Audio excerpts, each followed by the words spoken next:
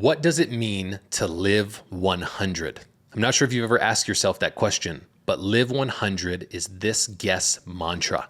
Now, on today's episode of the podcast, I've got Jason Yarusi, a real estate investor, a hustler, but more importantly, somebody who's made it their life's mission to live on 100. When you live at 100, you're living to your fullest potential. That's not 86, that's not 75, that's not 41.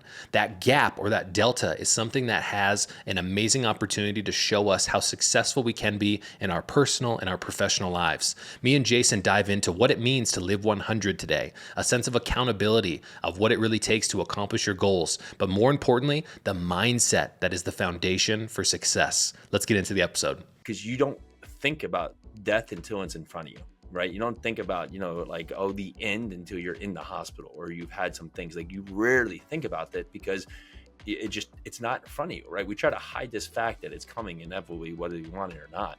But instead of saying, okay, well, I better take advantage of what I have now, it's always like, oh, that's a far way away. So I have more time, right? So I can do this later, or I'll push it off to tomorrow. Or like, you know what? Not a big deal right now. And again, those are the decisions that if you look at it, just being self-aware, right? And then taking control of what you are doing right now, then you can create your greatness, right? You recognizing where you are is everything you need right now. But to understand that this is your starting line. And now it's time to go out there and make change. And you just break our habits, we pivot our habits. So list out, what are the 10 things you're doing right now that you do not feel are of your highest caliber? And, things you can absolutely control, right? Like, like it's raining out, like things like things you can control within your life. I wake up angry. Okay. Well, why are you waking up angry? I hate my job. Well, why are you not leaving your job? Right? Because as we make these things down and we set down what we don't like, then we can start breaking the patterns, understand what can we pivot to.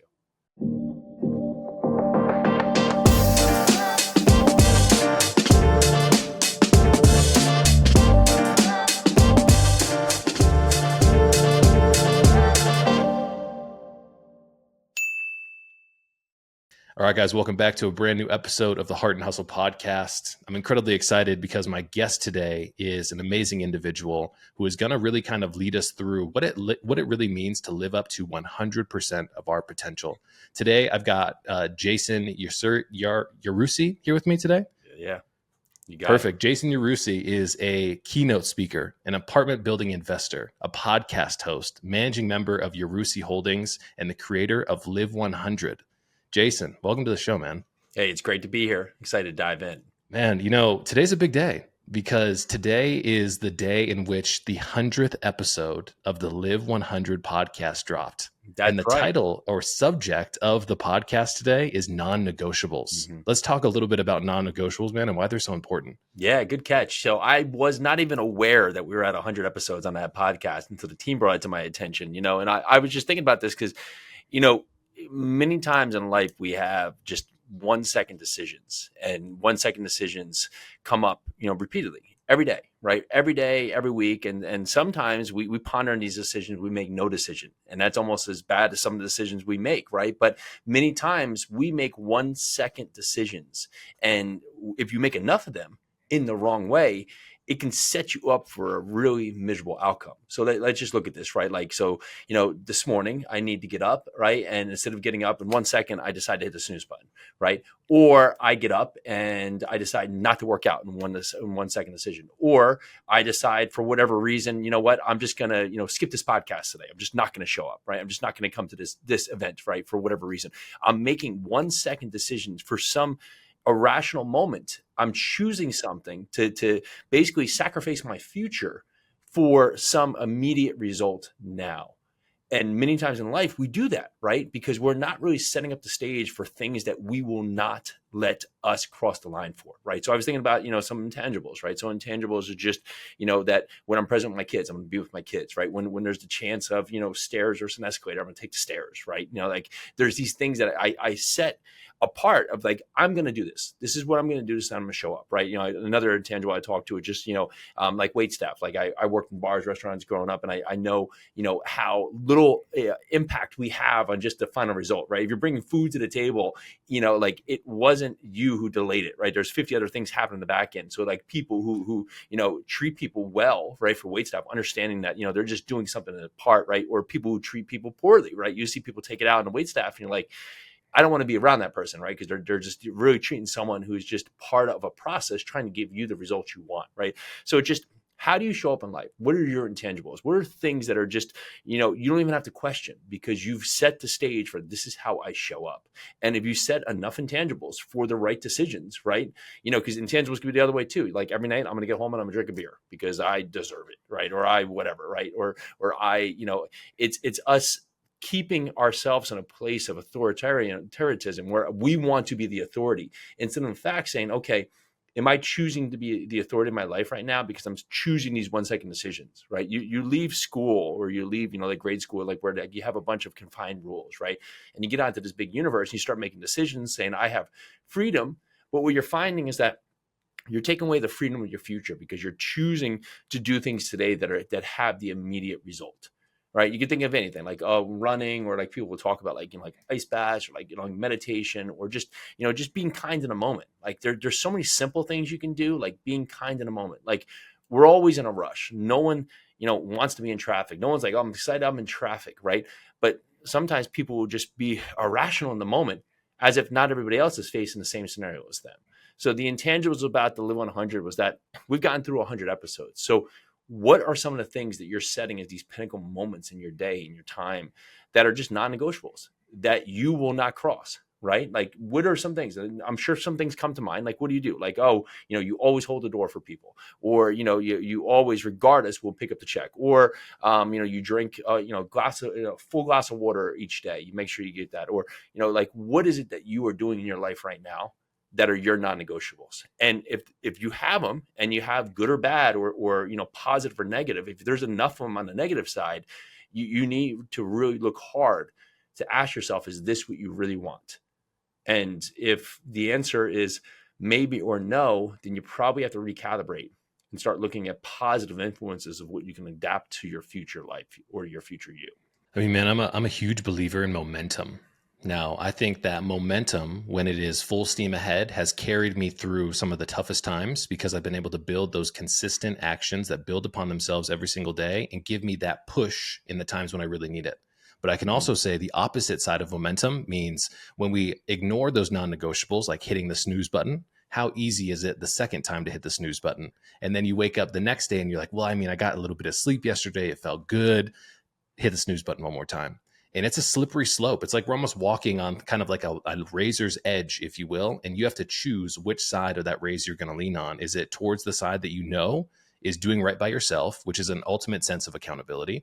Or is it going to give myself that little bit of wiggle room so I can slide off the other side because everybody else does it? But at the end of the day, isn't that a terrible life to live, doing what everybody else does? What's funny of life is that like we have sleep as part of our life, right? It's part of something you're doing each and every day, but it gives you that almost break where you have to wake up the next day and then be available to make the same choices a day in, day in, day. Like we don't get days off, right? Like each day you're going to come in there, like you have to go face the same choices each and every day. Like you have to, decide to wake up or not. Like it's not like you do it one day and all of a sudden you're forgiven for months or weeks or years, right? It's something you're going to continue to carry forward. You're going to continue to have to do. And you're right. Like you don't go to the gym one day. You're like, okay, cool. Like I'm feeling, like I was a little sore. Maybe, like, the next day I'm a little busy. I won't go the next day, right? As that goes, you're 3 or 4 or 5 months out. How hard is it to get back on the horse and go back to the gym? Right. But if you have this consistent part of just doing this, a little bit of consistency each and every day. And where I think it gets lost is that, when people hear like living 100, like it's like you have to go at like 7,000 RPMs every day. That's not what it is here. Is that you find a consistency in your track to live your best life, right? And like, so working out, you could go and work out for 25 minutes, 20 minutes a day and crush it, right? Because you start to put, flexibility, mobility, movement, strength conditioning in your life each and every day. That could be your 100. It doesn't mean you have to go to the gym for 5 hours a day, right? Because that might not meet the core life of what you want. but it's just adding value to your life each and every day. Where are all days going to be perfect? No, there's going to be things that are going to come up. Like I don't know if I told you last time, like my littlest, like my 5-year-old, he's just turned 6. Like he walked in one morning, we had a whole morning play, and he's like, we tell him never put Legos in your mouth, right? It's just one. Well, he had these 2 little Legos, and then magically he decided to put them in his mouth to separate them and swallow them.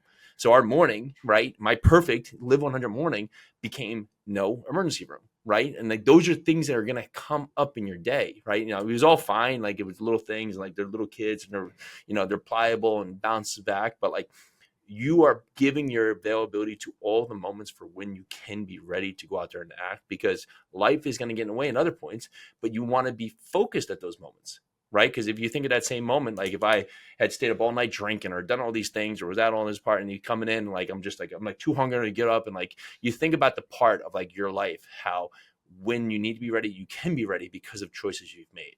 One of the topics that I like to kind of view the Live 100 lens through, which is really interesting to me, is it's not a blanket prescription for everybody, but there is a sense of self-awareness, which is what is your 100? And are you honestly living up to that 100 lifestyle? Because one of the things that when we had our previous conversation, I had just come off of a couple days of hanging out with my friends and drinking and doing all the other kind of stuff.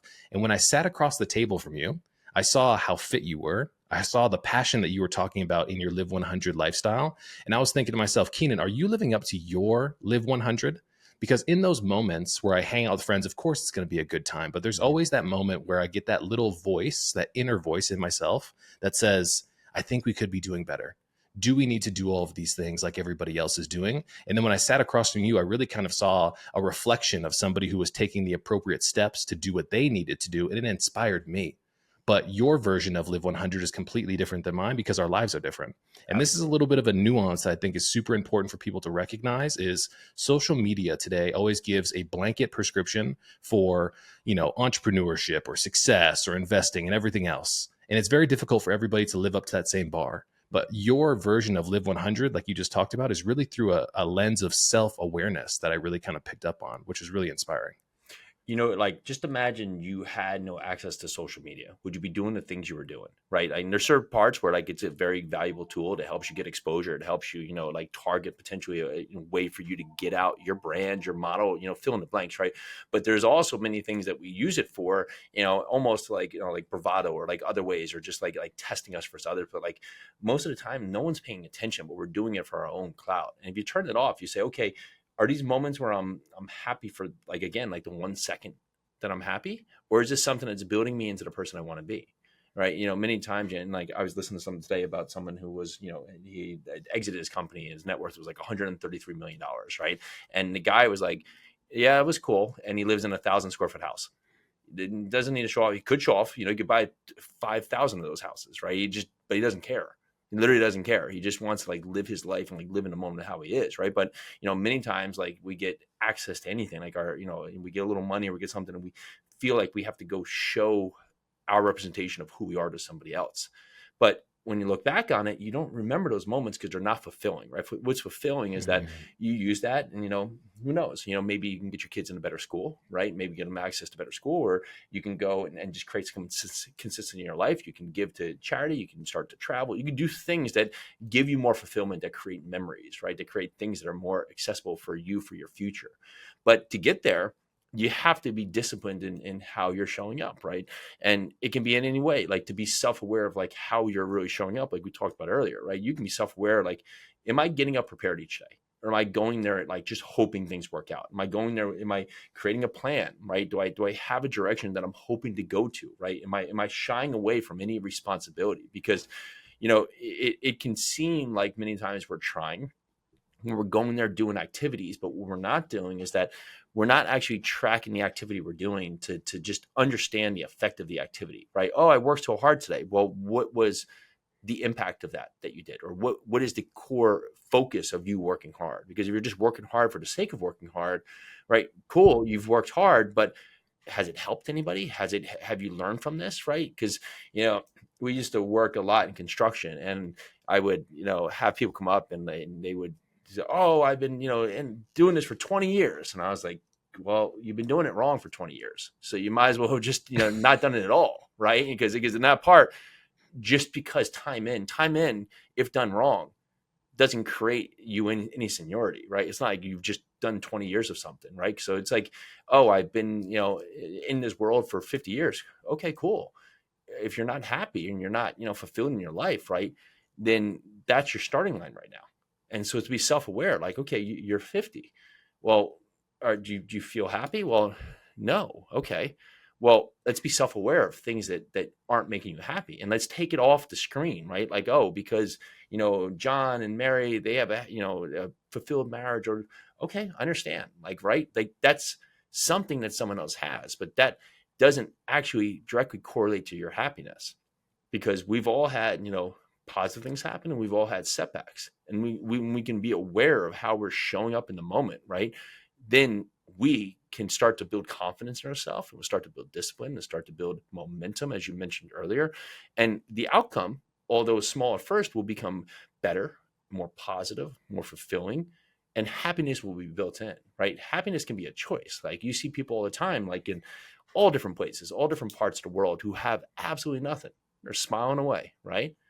Because they've chosen to be happy, right? But many times we place our happiness in some thing, a dollar sign, or just us, like in a like some stage of fitness, where we just place happiness in a moment, but not actually just in our life.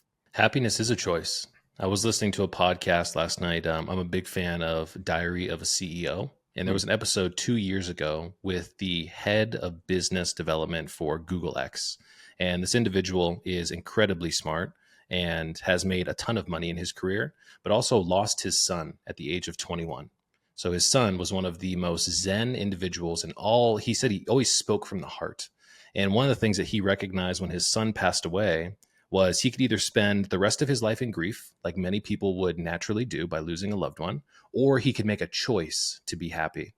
And so he's been on this, I would say, this campaign to make 1 billion people happy. Wow. And one of the things that he talks about is happiness in itself is a choice. You have to choose to be happy. There's control over how we can think about certain things and how we react.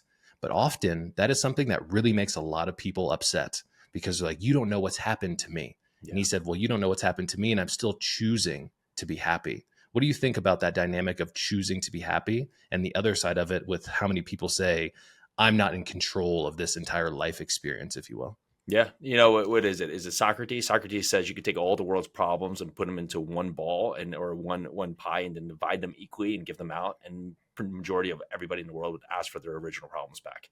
Right. Because most of the time we're assuming Mm-hmm. that our problems are worse than somebody else's problems, when in fact, we all have our struggles. What it actually made me think of is that between the ages of 13 and 17, I lost 4 friends. I had a friend killed in a boat accident at 13. Right. I had a friend, who got in a car accident after doing drugs, drinking, and he died.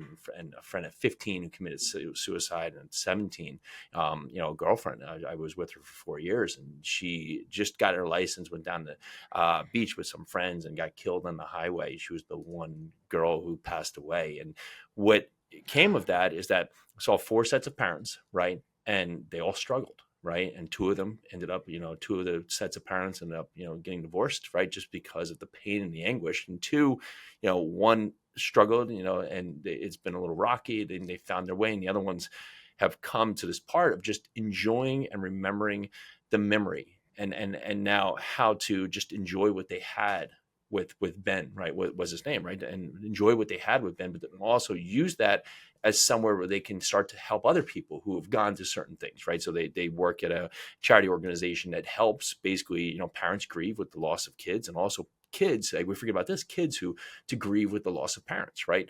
So you look at that and you say, well, they've chosen to take that moment, instead of just saying like, this has ruined my life, and just saying that's an event that unfortunately happens. And it just, if we went back, we would change it 1,000 times, but we cannot undo the moment. So we have to make a choice of just, let it all crumble, which it at points, right? That was a choice, right? That was a moment, right? There, through therapy or just different discussions, right? Where they chose not to let it crumble. And they chose that, okay, that was a horrific event, but we can learn from this, And within the memory of Ben, we can create new memories to just remember Ben, but also make a better future for other people. And it's very difficult to do so, right? It's not anybody. I mean, there's people listening here who have just faced, just amazing and difficult things, and it's not discrediting it, but in the same fact, like, are you going to live in that forever? Are you going to choose to just live the life that you potentially can live, regardless of what's been there? Because we've all faced difficulties, some a lot more and some a lot less. But those difficulties, right, define us. They allow us to build a better us, or better you, better me. But we have to face them head on and say, okay, I get it. Like, this happened. We did not want this, but I have to choose to be myself within my journey upon who I can be, instead of just saying, oh, that's going to cripple me forever and I might as well just give up now. Do you ever think about the simple fact that we literally only have one life to live? There was a famous saying that said a man becomes truly free when he realizes that he will die someday, or that he only has one life. It's a really interesting concept to me because I feel like we go through a cycle of thinking that this experience is going to last forever. I'm 33 years old. Next month I'll turn 34, and I'll tell you, man, the last 10 years of my life have flown by, and I realize that time seems to be moving faster and faster. And as I kind of sit in that moment of presence, I realize I'm only going to get one shot at this life. So why am I wasting time not being the best version of myself, not pursuing my goals, not building healthy relationships, not reaching out to friends in times of need, not leaning into the human experience a little bit more?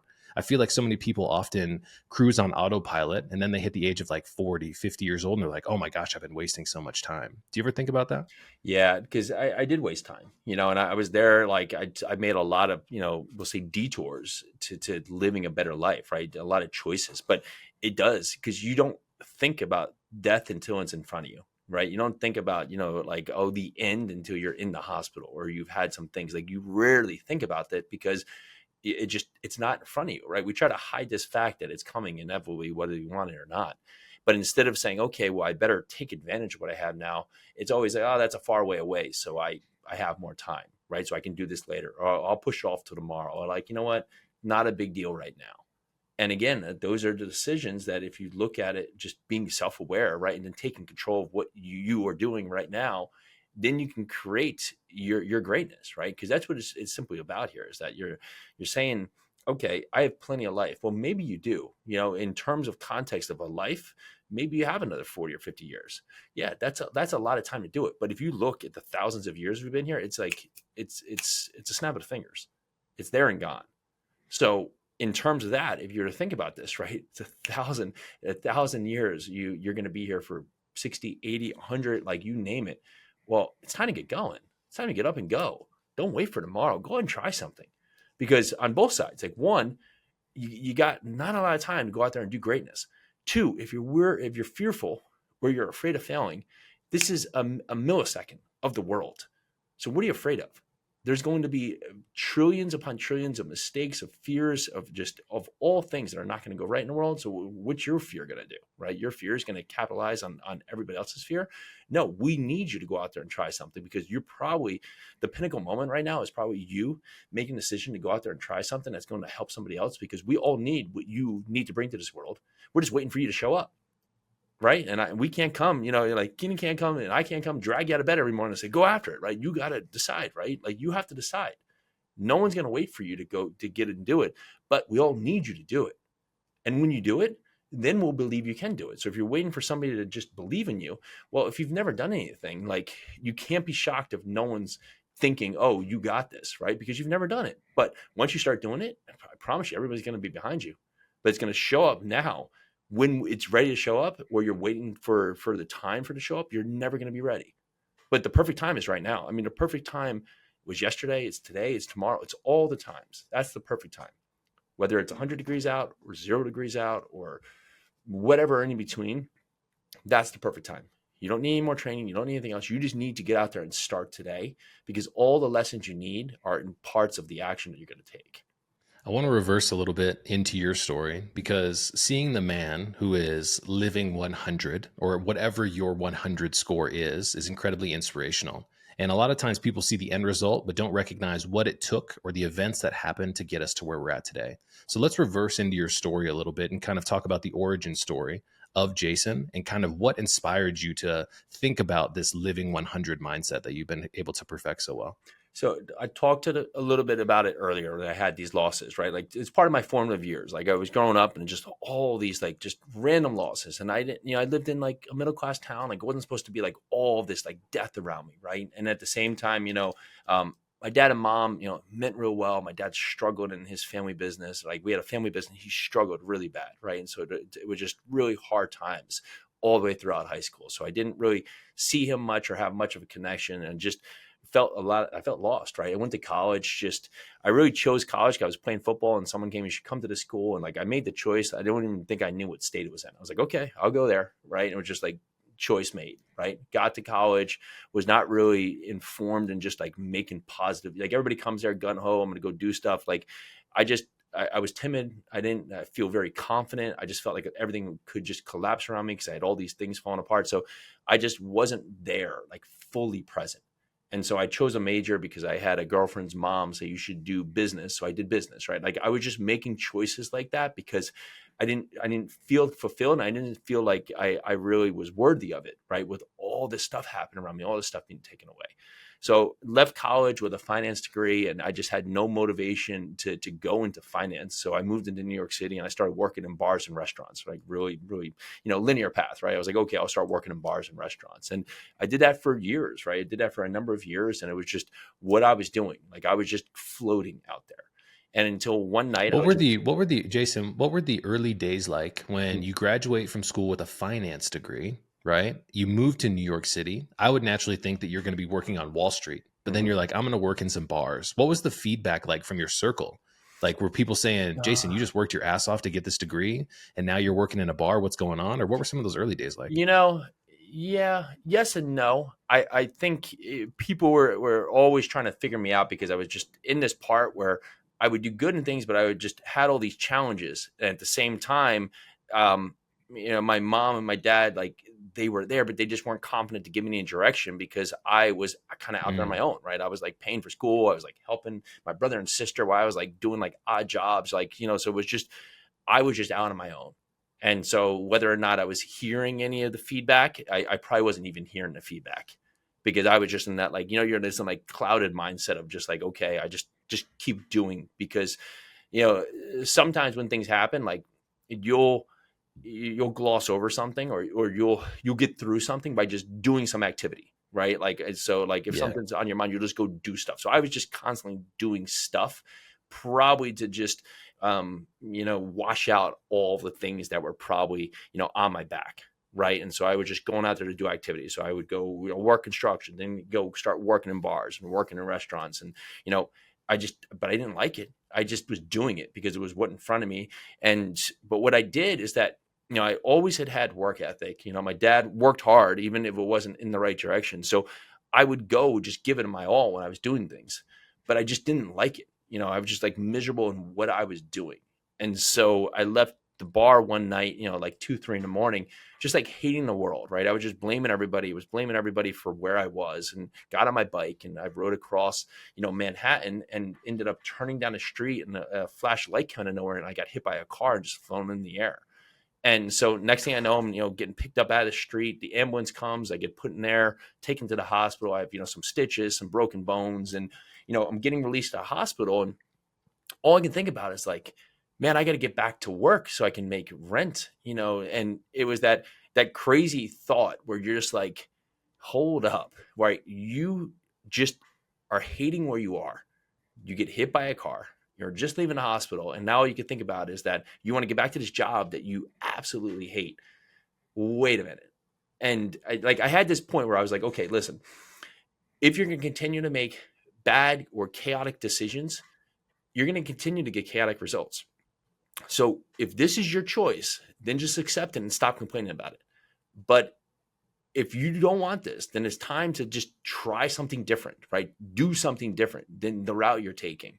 And, it wasn't like magic. I started the next day and like everything was like different. But the next day I started to be more present in my decisions, right? I started to be more available in my decisions to say, okay, don't stay up as late, right? Don't drink at nighttime after work. Get up and start your day earlier. Start to work out and get a better routine with working out, right? And slowly but surely, it started to build the momentum, like you spoke about earlier.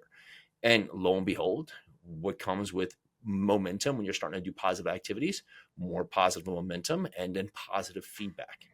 And so, I left the bars and ended up opening my own bar and restaurant in New York City. I opened up a brewery that I sold in New York City. And then I ended up moving to New Jersey because my dad, his company did a lot with houses that would get hit with storm damage. And of course, Hurricane Sandy happened on the East Coast and hundreds of thousands of homes got wrecked. And all these homeowners needed help. So my dad's business that had always, had moments of struggle exploded overnight. So my little brother working for me, my wife now, but girlfriend at the time, Peely, and myself, we all moved to New Jersey, and we helped Dad's business like just massively explode. And that was a good time. But we get back to living 100, and we talk about just finding your fulfillment in life. Is that my girlfriend at the time, but now wife, she was pregnant with our first child, and we were doing all these busy activities. Remember, I was talking about busy just take over. Like we went from so busy at the bar to now so busy in construction where you could just work every hour. Every hour of the day we could fill. And I was like, I have to find something in my life that's going to give me my time back. And what led us into real estate, where we tried a lot of forms in real estate that, again, were giving us this very transactional feel, transactional veil that we thought was helping us be successful, like that we were doing good at, but we didn't really have control of our day. We didn't have control of our time.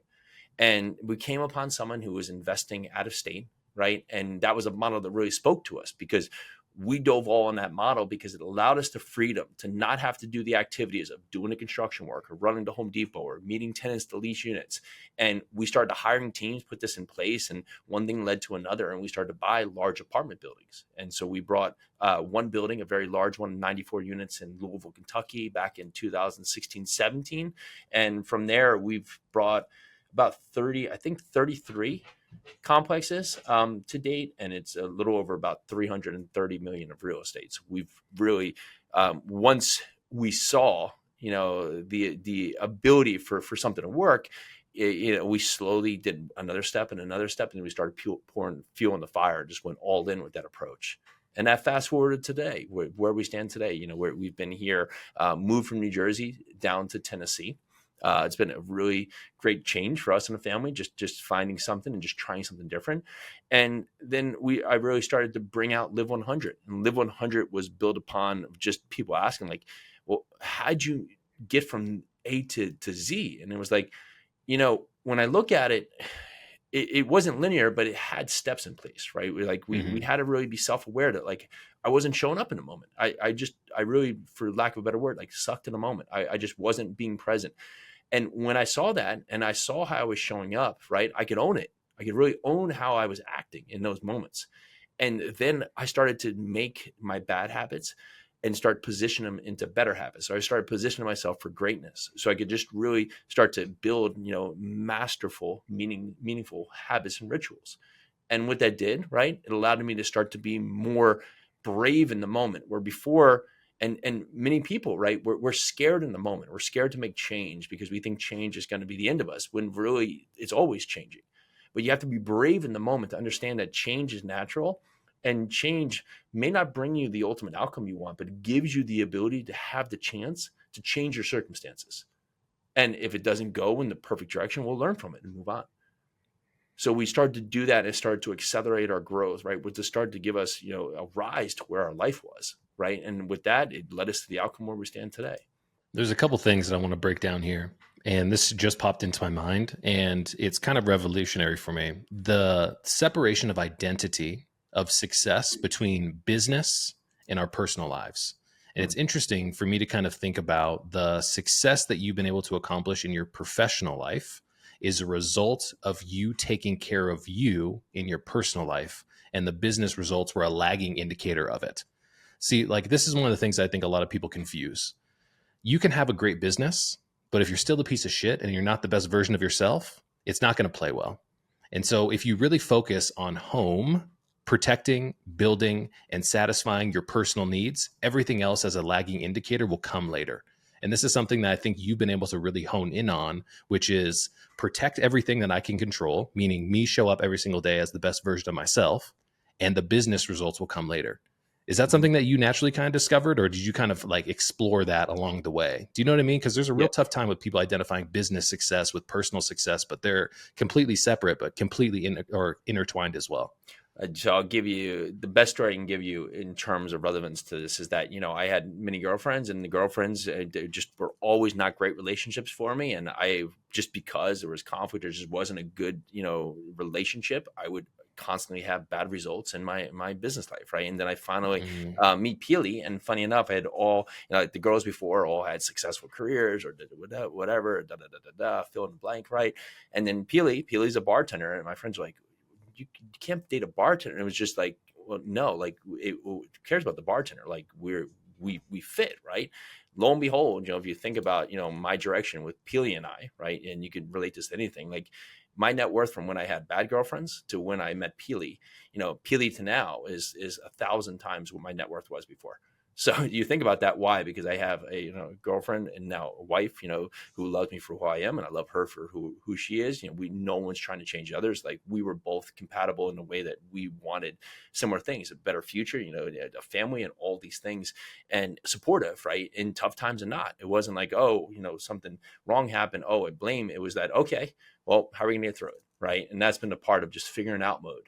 And when you have a partner who supports you, through all things, regardless of, good choice or bad choice, right? Then absolutely, you're always going to be better off because you're going to figure out how to get through it. One, because you are going to make sure that you make it happen for you, for your partner, for your family. But two is that, you have that supporting element behind you, regardless of the circumstances you face. This is a really interesting concept to me. I want to kind of riff on the idea of relationships a little bit, because one of the things that I continue to hear from highly successful individuals is when you find the right partner, they will make you better.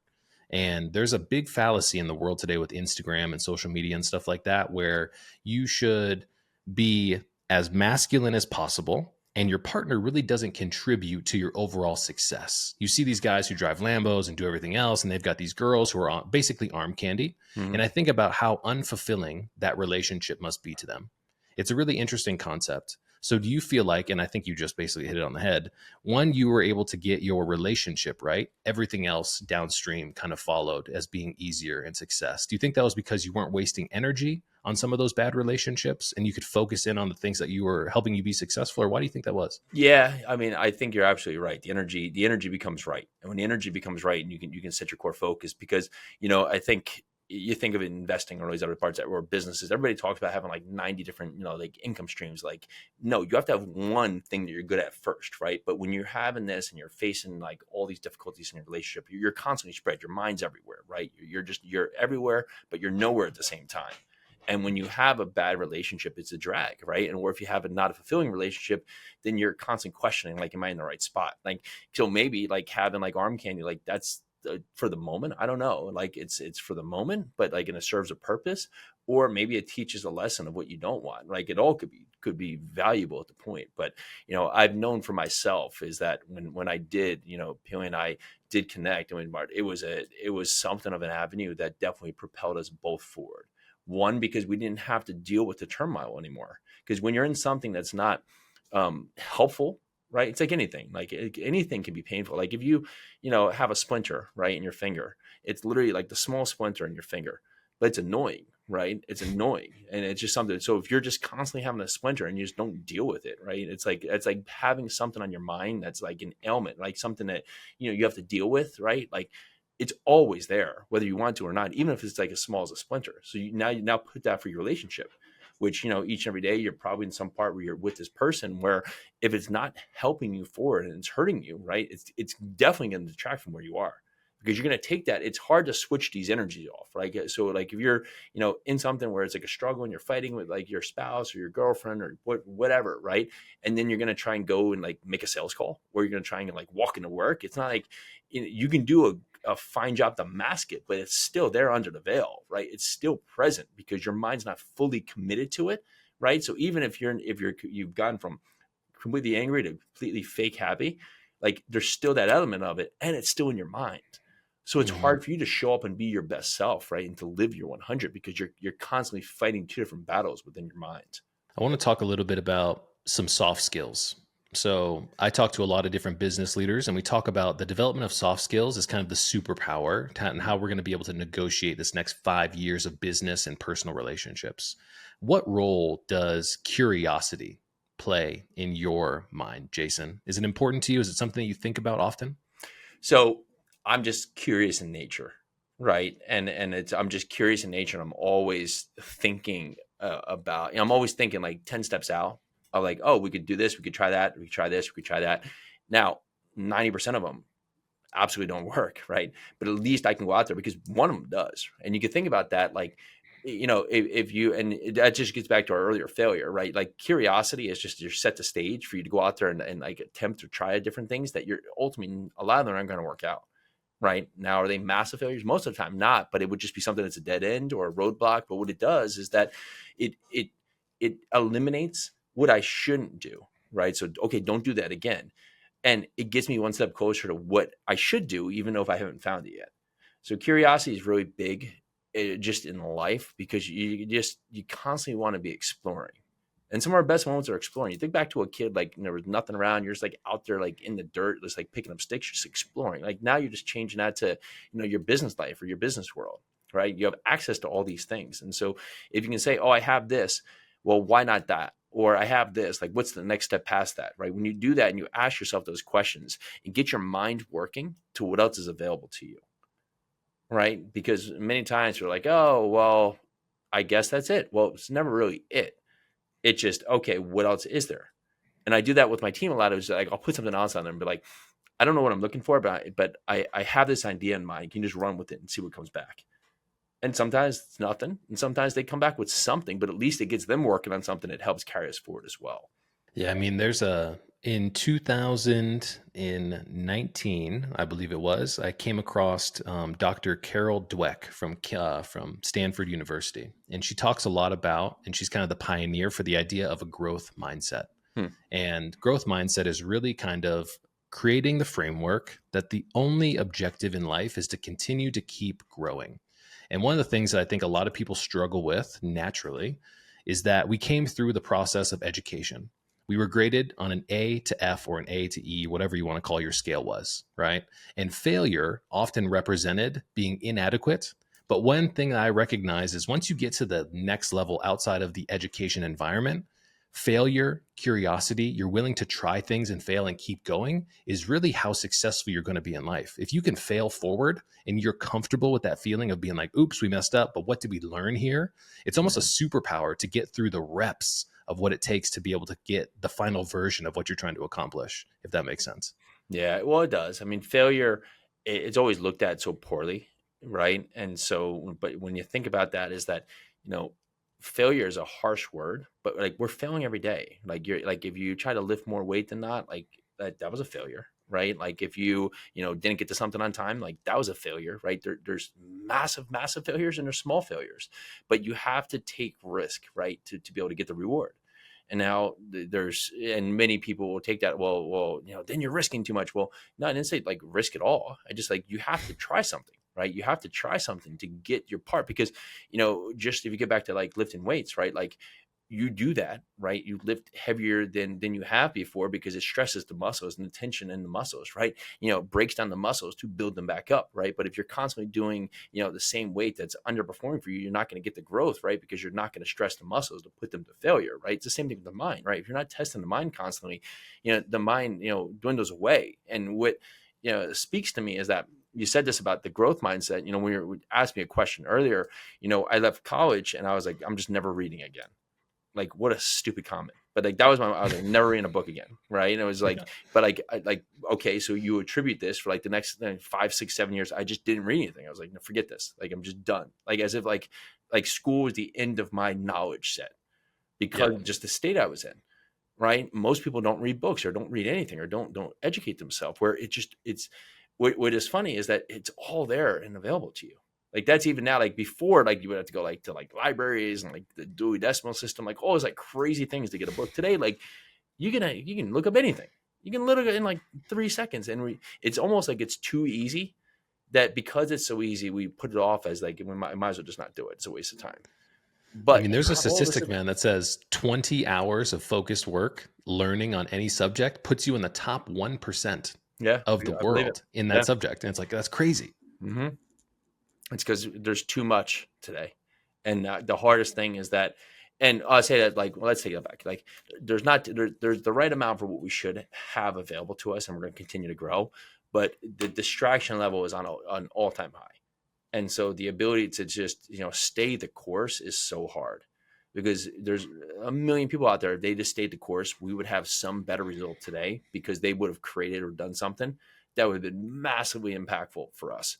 But they got lost by distraction, some alert on the phone. And that's only going to get harder to do, is that to stay focused to the moment. And the more you can do it in small parts, so it doesn't mean like you have to go and like, like completely, detox from social media and everything else. But like, an hour, you said 20 hours, right? Like, so say you did an hour, say you did 15 minutes, right? 15 minutes, that like 15 minutes just every day of focused work, right? You'd be less than almost 3 months. You'd be in the top 1%, right? 15 minutes a day. But Raw is like, I got to stay focused for like 3 hours. Like, no one can do that. No one's focused for 3 hours. You're in these blocks. You just be really in the moment. Then, okay, go mess around. Now come back and be in the moment, right? Like, and that's how, when you start to discipline yourself, you can get the freedom back to go do things you want, because when you're there, you're actually there. I mean, being present is a skill set today, like you talked about. One of the things that I like to encourage the listeners and the watchers of this podcast to do is audit what your attention goes to. If you have screen time on your phone, like your phone is naturally calculating your screen time and taking care of what that looks like, take that.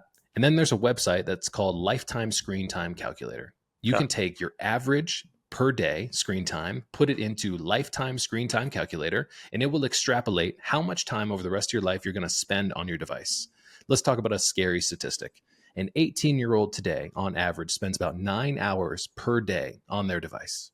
Okay. A lot of that is distracted because the algorithms are keeping you coming back. Yeah. If we take that 18-year-old, we put in their age, we take 9 hours per day, and we extrapolate that over the rest of their life, Jason, how much time do you think somebody's going to spend on their device distracted? Man, I don't even know, 250,000 hours, something like that. It's 24 years of their life. And when you can see that number, it is incredibly sobering, because if you think about the things that you want to accomplish in your life, you don't have an extra 24 years of time to keep messing around on your device. Yeah. And so it's like the ability to focus today is something that is a superpower, but we've never dealt with distraction in the same way in previous generations as we have today. Yeah. I mean, there's always the moral panic. The first moral panic was the kaleidoscope. People used to talk about if teenagers and kids were looking in the kaleidoscope, they were trying to escape reality. Now we've got a supercomputer on the other side of your little device that is meant to keep you engaged and keep you distracted from accomplishing your goals. And it's really important to recognize that we only have so much time. And you do an amazing job of formulating the framework of Live 100, because if you're talking about what your focus score is, most of us are living on a 30 or a 40 out of 100 focus score. Focusing on the things that really matter is super important. I kind of went on a tangent there. I want to bring up a different little point here, which is I've been messing around with a framework that I think is really important. It's based in optimism and accountability. These two things have gotten a bad rap over the last couple of years. A lot of people talk about toxic positivity today. Accountability seems to be something that we run away from. So I've been messing around with a framework called practical optimism.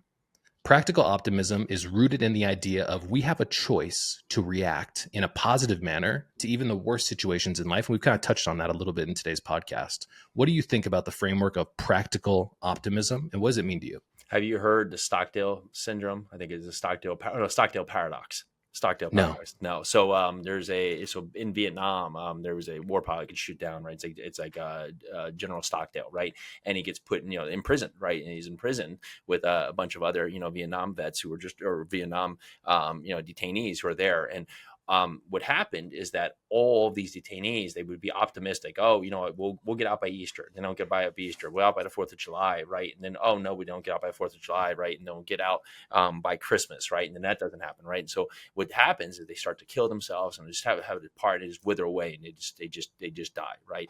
And what he found is that he was optimistic that he would at some part hopefully get released, but he was deathly realistic with how dim his circumstances right now.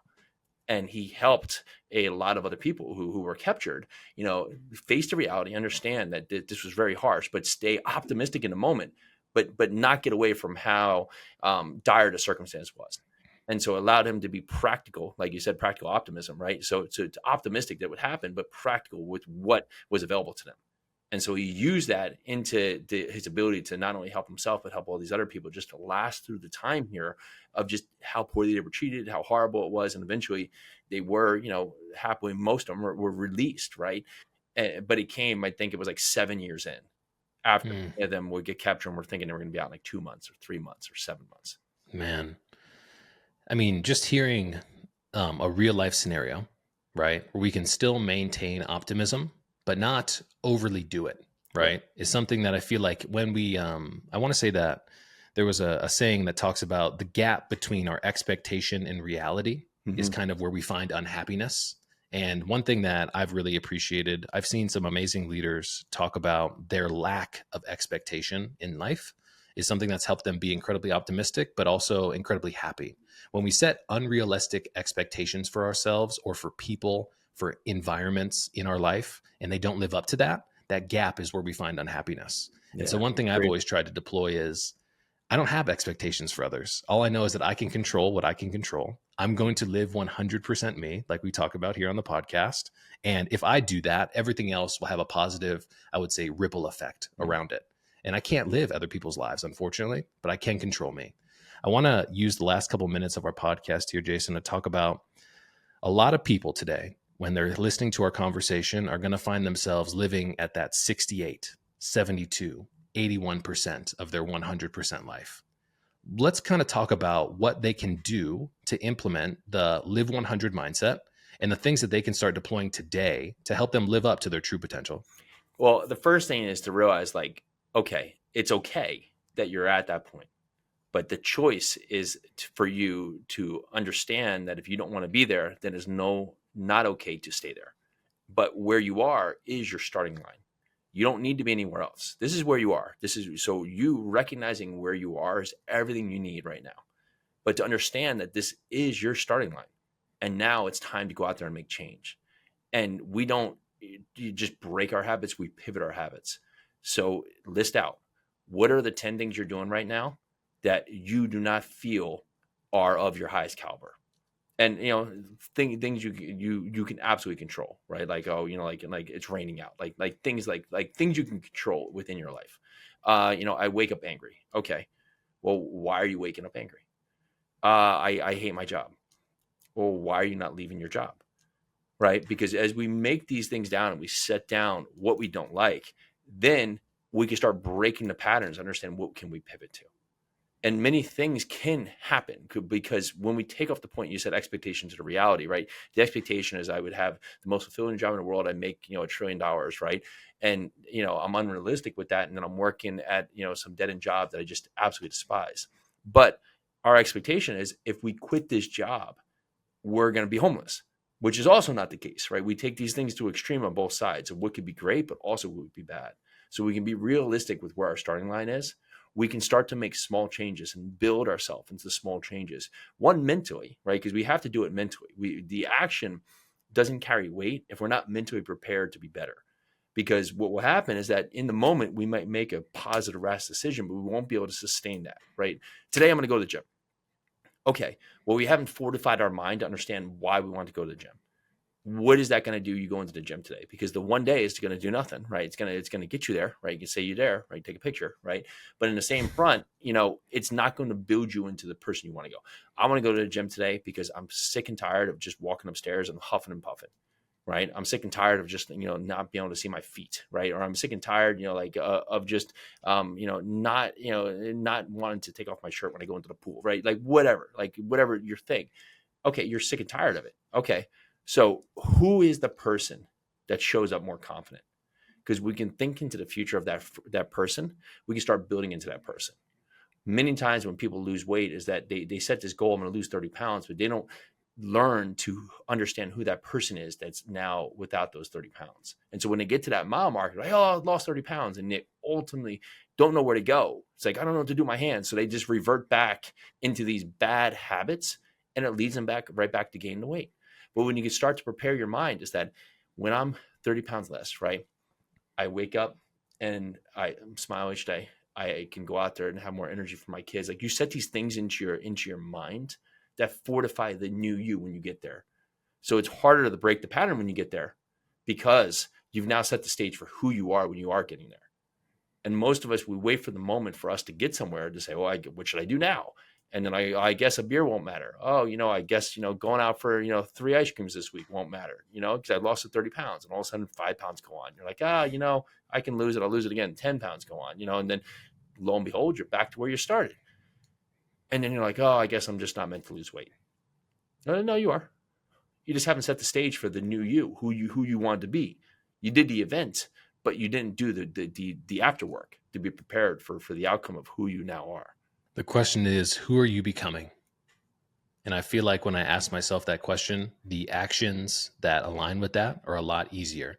One of the things I'd love to kind of land the plane on here is the reason why you continue to live the life that you don't want and view the life that you want from a distance is because you continue to feed the life that you don't want, and that person as well. The snacks, the bad choices, the bad habits, all of that stuff. When you continue to feed that life, it will continue to live on. So the best thing that we can do is edit, like Kobe Bryant said, edit your life to be the story that you want it to be. Jason, this has been an absolutely amazing time being able to spend time with you, man, and learning more about your mindset, the things that you've accomplished. We very lightly touched on, the fact that you've been so successful in real estate, but the mindset of identifying who you are and who you're becoming and the actions that you intentionally take every single day, I feel like was more valuable for the podcast today, because like we talked about, when we do right by ourselves, the business results are a lagging indicator, and they're almost guaranteed as well. And as we kind of, wrap it up here today, man, I want to give you an opportunity. Where can people find more information about you? They want to tune into the podcast. Where should they go? Give us a little bit of insights here. Yeah, appreciate having me on. Great conversation. So you mentioned a little bit earlier, we just hit our 100th episode in the Live 100 podcast. Real quick hits about us getting out there and taking action and living life to 100. You go, of course, listen to the show there. And you want to hear more about the real estate, go to yarusiholdings.com. You can see more about what we do on that side. Awesome, man. So one of the things that we do here on the podcast to kind of close the book is ask a question that came from our previous guest. Now, the guest from our previous episode wants to know, how can we get people to lean into accountability for themselves more than external validation that they get from social media today? What's your advice? Well, you can't force anybody to do anything. They have to choose that they're tired with their circumstance, and then have the confidence to take over. And so the one thing we can do is provide them with the knowledge that if you're happy with life, great. That's what you want. Fantastic. All to you, right? But if you're not happy with yourself right now, then what's the hurt in just trying something different? Because usually the value is in the try, right? Because that's where the lessons are learned. What was your question that you had for your previous guest or for the next guest? Let's say the setback. So what's one setback you had that you absolutely, of course, would not want to have, but because you had it, has transcended you forward in such a massive way? Well, there we go, guys. Once again, Jason Yarusi, it's been an absolutely amazing time hosting you on the Hart Hustle podcast. Thank you once again for joining. That's a wrap.